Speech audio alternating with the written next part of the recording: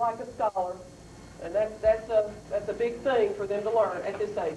Do research like a scholar, and to write well, and to think and analyze well.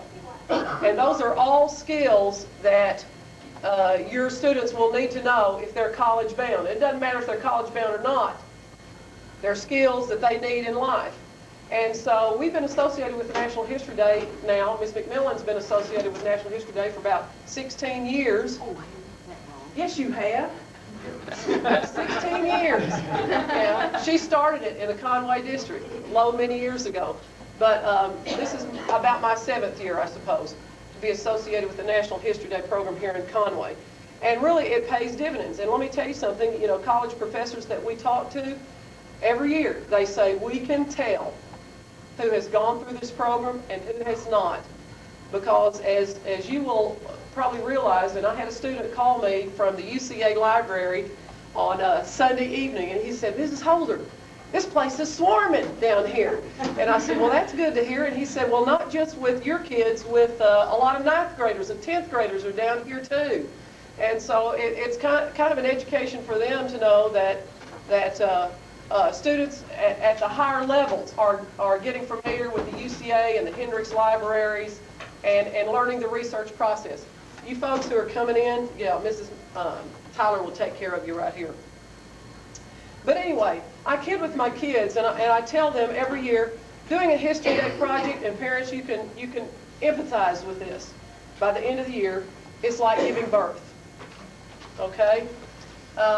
You have to nurture it along, and just by the time you have the finished product, you feel like you've given birth, and definitely a lot of parents do, because you live with that for 9 months, practically, of a year. And so we're going to kind of lead you through what makes a good History Day project here tonight and give you some practical examples of that. And the kids will enjoy seeing these as well. First of all, let's talk about the research process. The first thing we do with the kids is we have to do some teaching about types of resources. And the first thing we talk about are primary and secondary resources, because they don't have a clue what those are. Primary are the first-hand eyewitness accounts of the period about an actual event in history. Eyewitness accounts. Secondary resources are those written maybe years later, afterward, or years later, that shed light on the event, looking back through time, and often are able to tell what the long-range impact of that event is. So we have to take the kids through this and make sure they know that.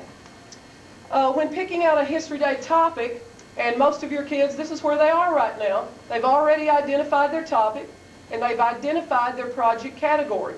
So they've already had these discussions with you, I think, about what they're going to do for History Day and whether or not they're going to do one of the following categories. One is a museum exhibit. That's the first category. Another one is a scholarly paper, and this is a full-blown college research paper. I mean, it's, what, 2,500 words with an annotated bibliography. Okay? A lot of children at this age are not really good analytical writers yet. And this is for those students who are really kind of there right now, is a scholarly paper. We also have a performance category, and that is a 10-minute performance where they get up and act for the audience, and they have to, within a 10-minute time frame, make their case for why there is conflict and conflict and compromise, thank you, in that event and what that is.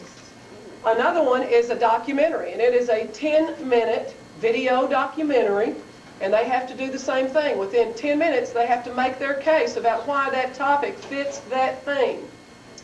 And a new category the judges are adding this year is website development. And this is where we're really learning this year. Mrs. Tyler is going to be in charge of websites this year. And because we're really new at that, we recommend that students who want to go out into the website foray this year, it would help if they had a parent at home who knows something about it. Because I certainly don't, She certainly doesn't, but she does. And parents with that expertise really have a lot to offer. So that's something that we're trying to work through this year. As a matter of fact, the National History Day people, they're going to be revising that. This is a test run this year. And so any student that does it this year, they're getting in on the ground floor on that and might possibly have a good chance. Who knows? Okay?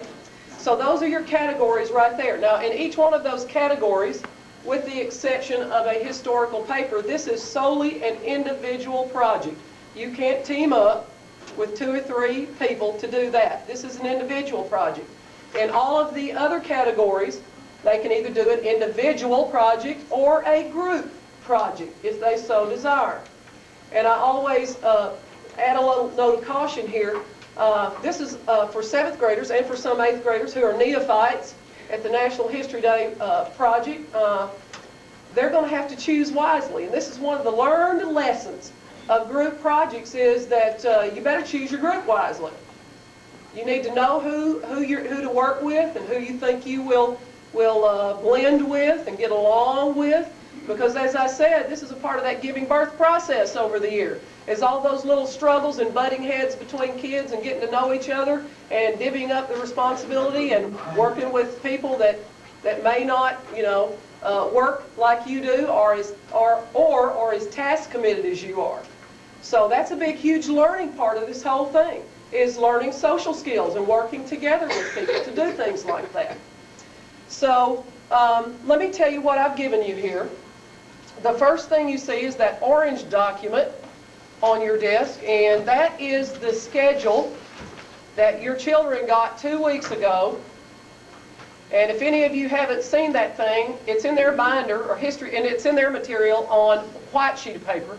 So I ran it off on orange for one reason. I thought it would stick out like a sore thumb.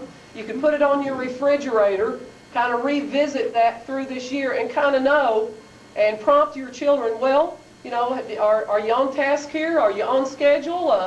I haven't seen you do a lot of reading, or working on this. Or how about your resources, are they coming along and everything? Do you need me to help you get online and try to find anything?